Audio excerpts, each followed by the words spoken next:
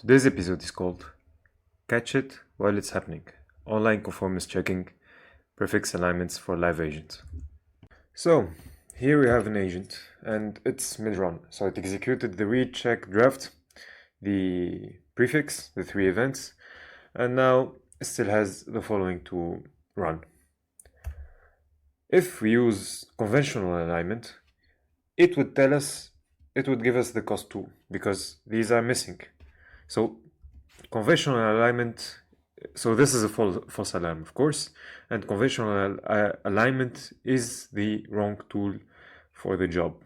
We should not use conventional alignment, as I told you here, because it is defined to reach the final marking. If we run it on an unfinished trace, the not executed suffix is scored as deviation. So the following two will be scored as deviation, even if we still have to do them. It's the wrong instrument to predict the future or to make an assessment on before the future happened. So we need a new tool here. Let's look here. So in alignment pairs, you run against the model path. That we know. And it does it move by move. If we change one line, the definition will fit to the need that we have, which is a live run. How to make it live run conformance. And that comes from one relaxation. So this relaxation is in the conventional alignment, we have to reach MF, which is the final marking. And in the new one, we need to say that MF can still be reached. So how does this look in reality? So this is the conventional, and we do it at the end. So it's a conformance check that happens at the end. And we say we must land on MF. And this is the prefix alignment. And what we are saying here in the prefix alignment is that the current position where we are, the current, so the path that we are on, the marking where we are right now. So the marking, remember what's the definition of marking? So it's the current situation of our net.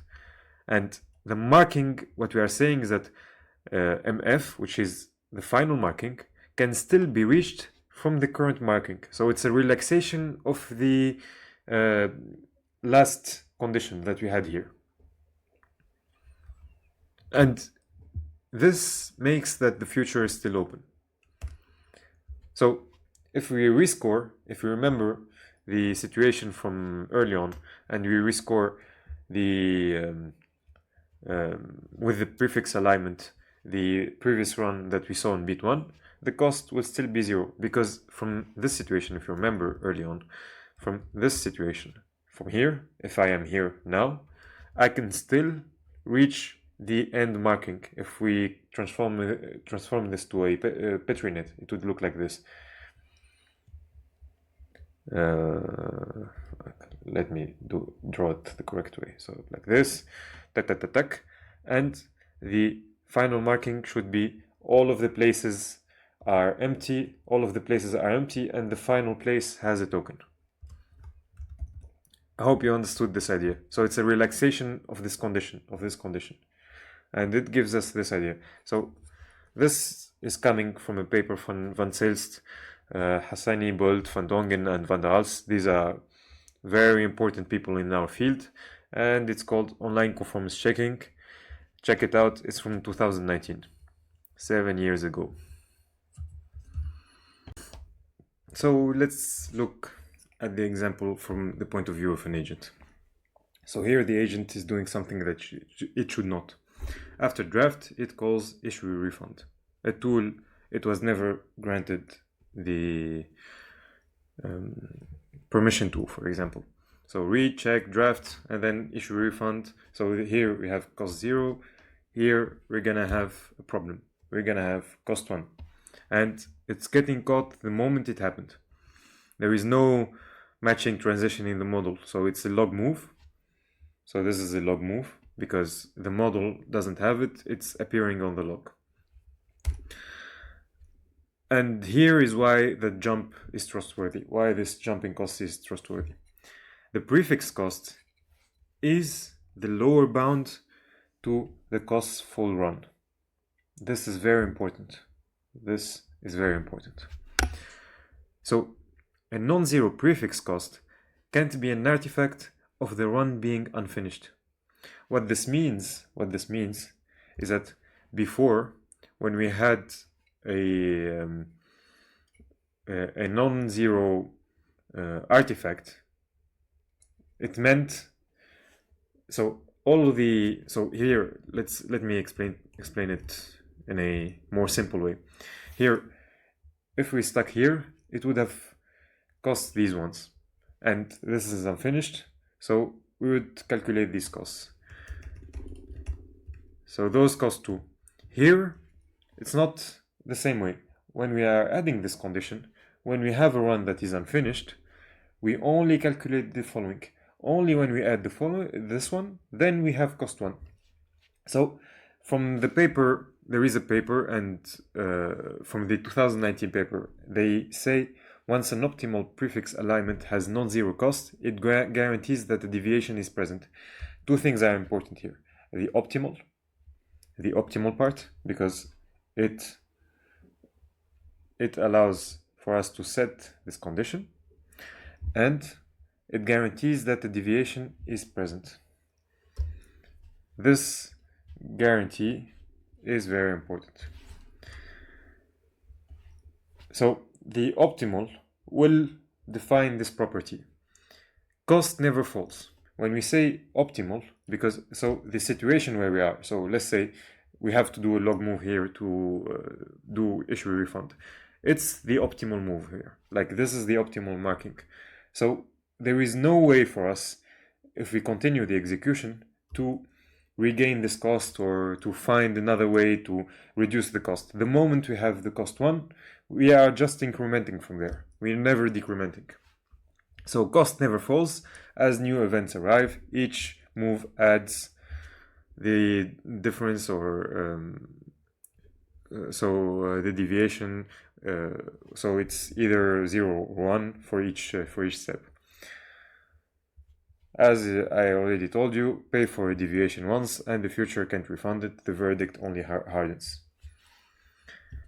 For now, I hope you got this idea in your head. So if you watched an early part of my videos, I already have talked to you about 2 kinds of problems that we have: log moves and model moves. Please, if you don't know what's the difference, check out my earlier videos.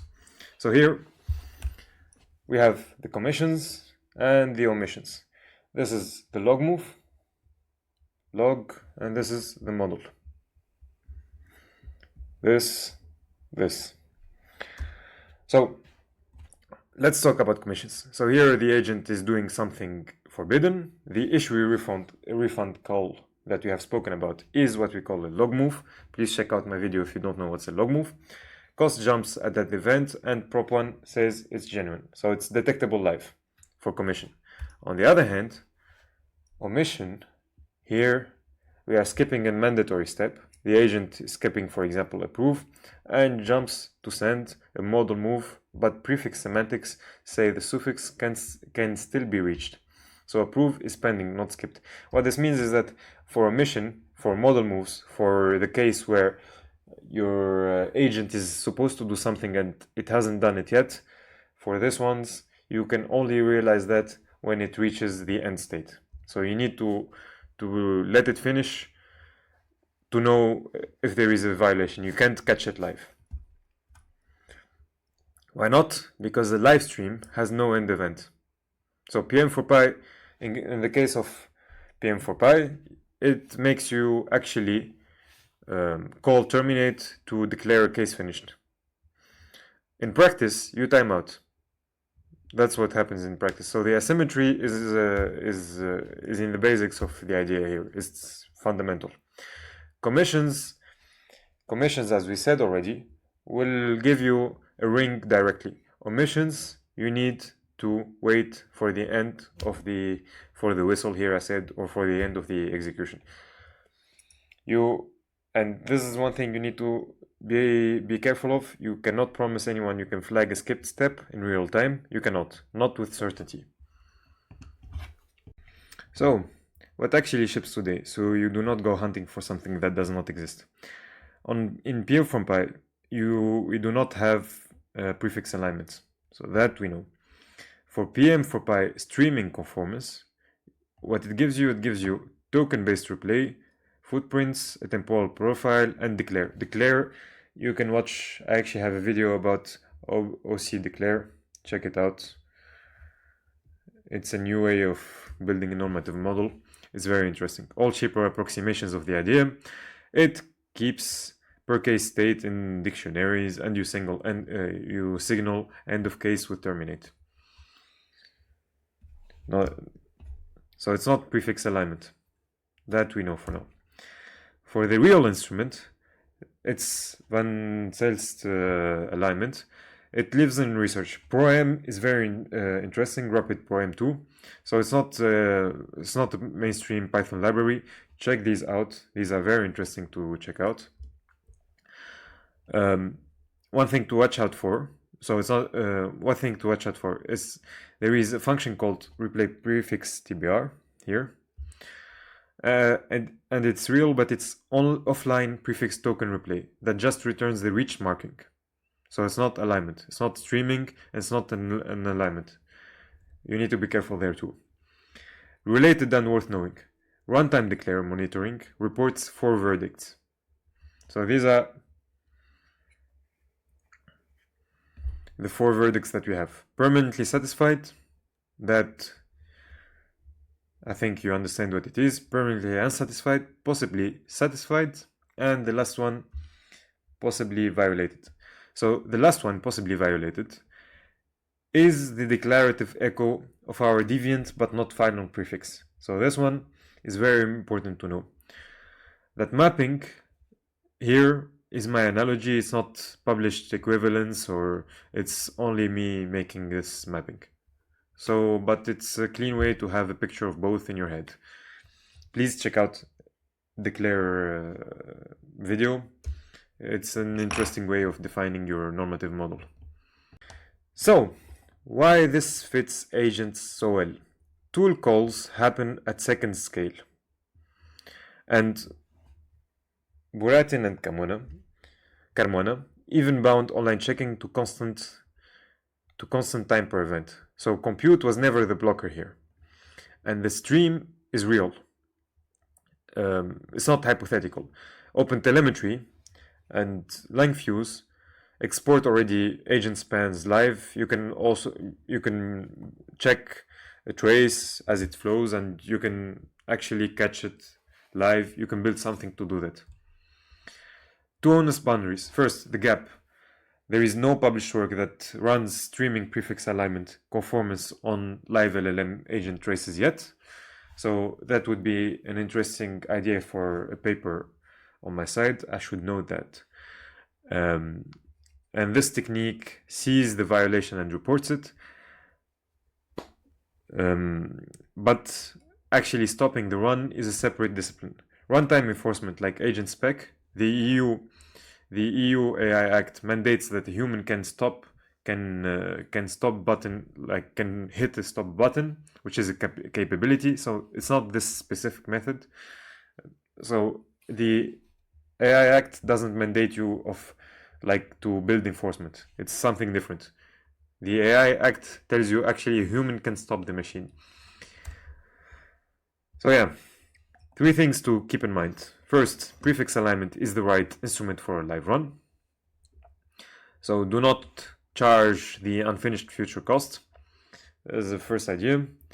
Cost is a lower bound, so non-zero verdict is genuine and only hardens. So that's the second point. And the asymmetry omissions are caught live. Omissions are certain only at case end. So these are the 3 ideas that we have for this episode. Finally, one frontier before we close. Doing this online and object-centric at the same time is doubly frontier. So today we are at episode 18. Next one will be the enforcement for object-centric, and it will be a very, very interesting idea. It's a whole new frontier because events come out of order. It's on a real stream, and it's a real new source of non-determinism. Actually, this was the subject of a Rohn and colleagues paper in 2025, and that is where we are headed. If you like the content, please like and subscribe and follow me on LinkedIn. Thank you. Have a good day.